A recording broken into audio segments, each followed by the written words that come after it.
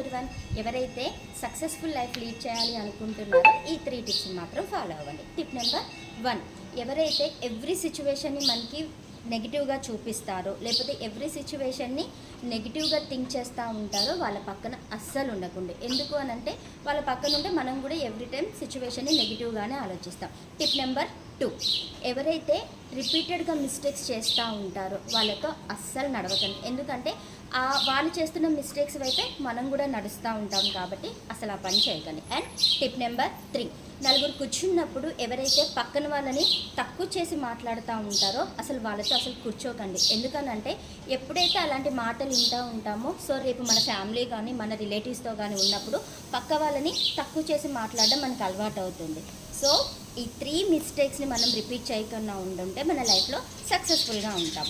So ఈ video కనుక మీకు నచ్చితే లైక్ చేయండి, షేర్ చేయండి, సబ్స్క్రైబ్ చేయండి. Thank you for watching. Bye.